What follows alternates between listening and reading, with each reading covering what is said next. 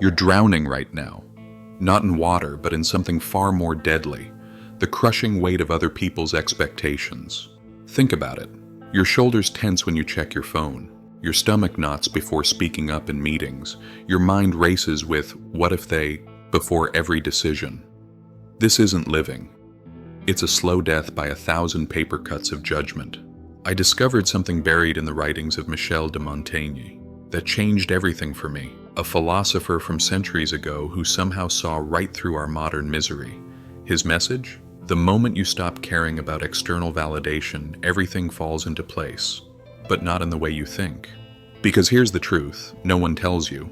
Your desperate need for approval is the very chain you've wrapped around your own neck. Stay with me. By the end of this journey, you'll see exactly why the things you obsess over are precisely what's blocking everything you truly want. Look at the people you admire most, the ones with magnetic confidence, the ones who speak truth without flinching, the ones who seem untouchable by criticism. Do they chase approval? Do they apologize for existing? Do they shapeshift to fit whatever room they're in? No, they simply are. Montaigne discovered this secret centuries before psychology could explain it. The more you grasp for validation, the more it slips through your fingers. The paradox that will set you free is this. To gain power, you must release control. Every time you tense up, calculating what others might think of your words, your actions, your very being, you become smaller, less authentic, less powerful. Like a drowning person thrashing in water, your desperate struggle only pulls you deeper. This isn't about becoming cold or distant. That's just another mask, another performance. This is about something far more revolutionary. Reclaiming your life from the tyranny of external judgment. Think of Alex.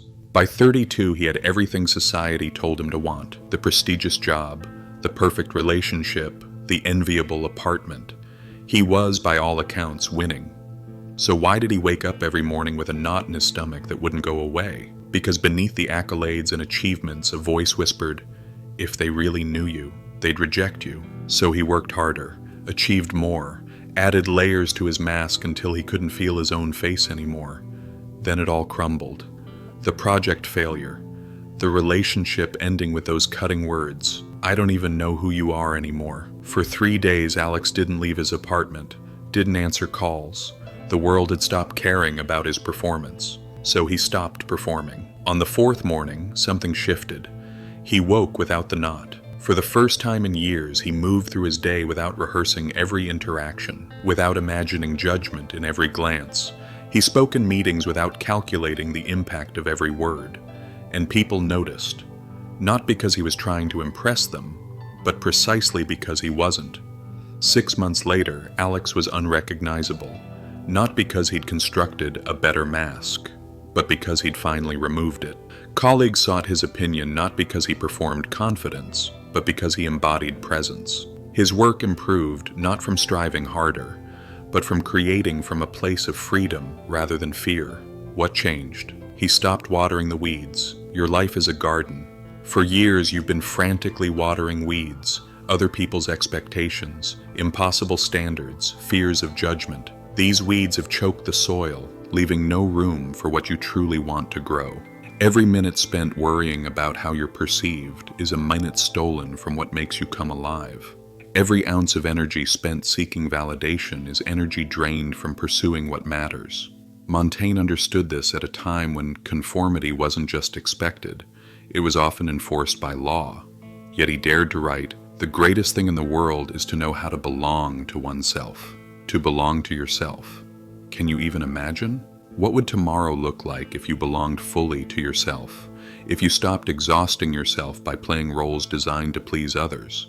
The freedom waiting on the other side of this shift isn't theoretical. It's tangible. It's life-changing. Let me show you how to break these chains in 3 concrete steps. Step 1. Identify your chains. Take a blank page. Write down every judgment you fear, every expectation you're killing yourself to meet, every outcome you're trying to control. Be brutally honest.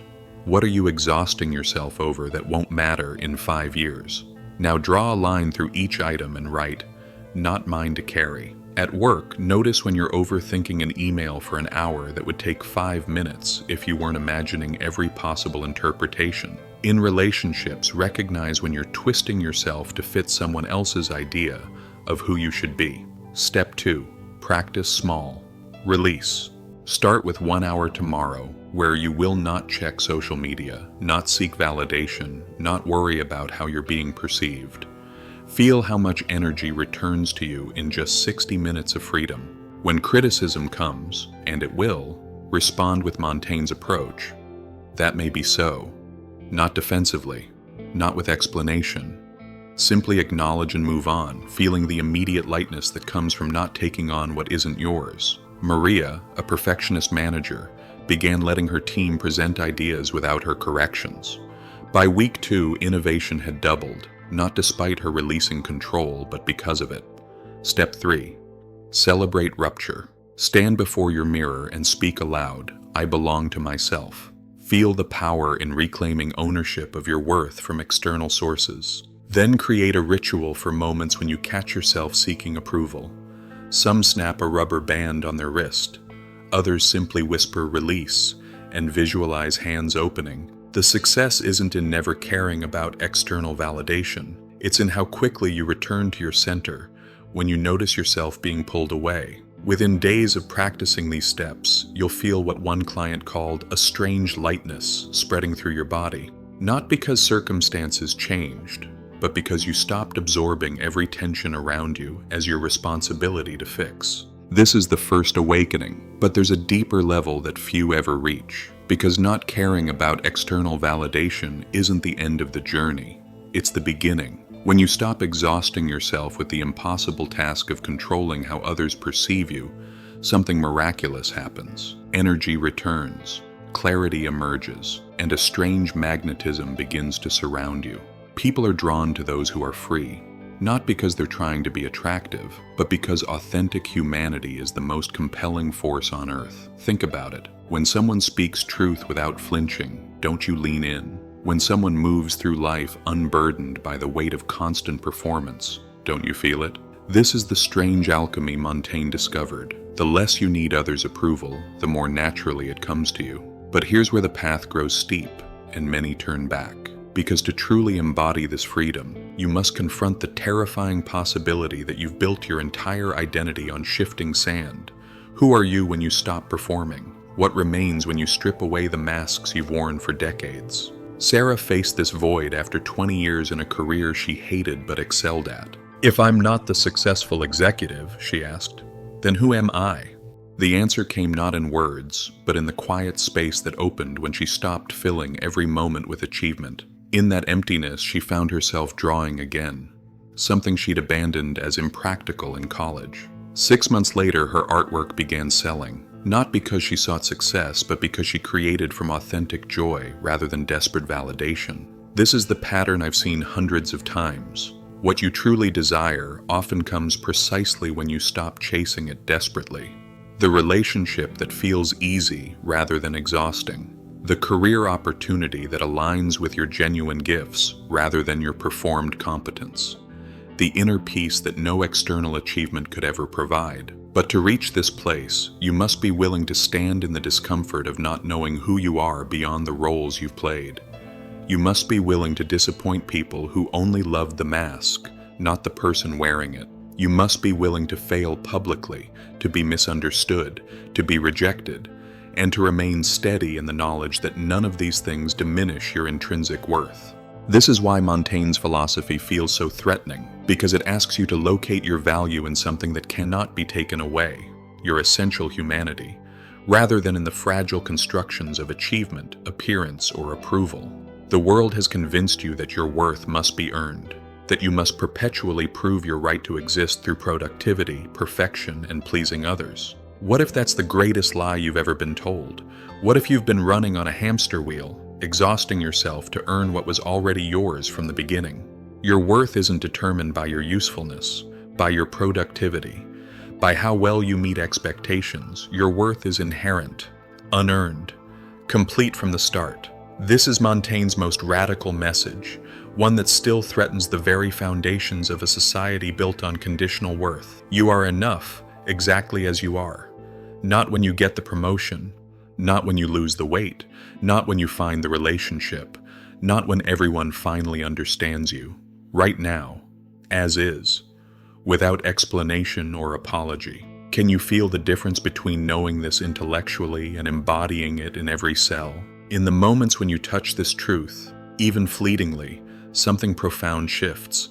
The desperate striving falls away. The need to control perceptions dissolves.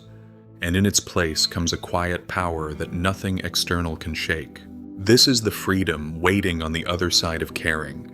Not indifference, not withdrawal, but presence so complete that the opinions of others become background noise rather than driving forces. The final step, the one Montaigne himself embodied, is using this freedom not to isolate yourself, but to engage more authentically with the world. When you no longer need others to validate your existence, you can actually see them clearly, love them genuinely, connect with them authentically.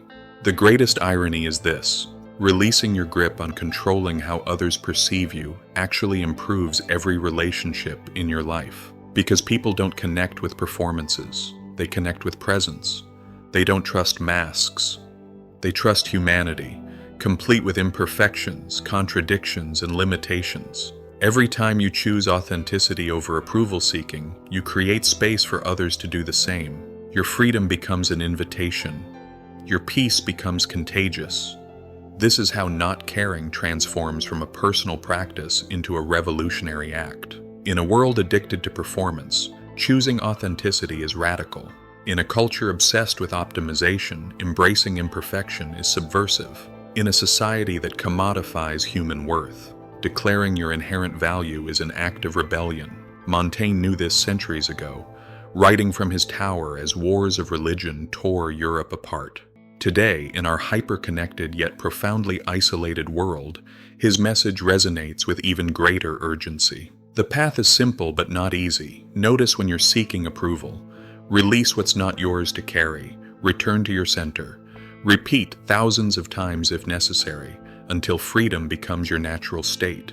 Start small. One conversation where you speak truth instead of calculated words.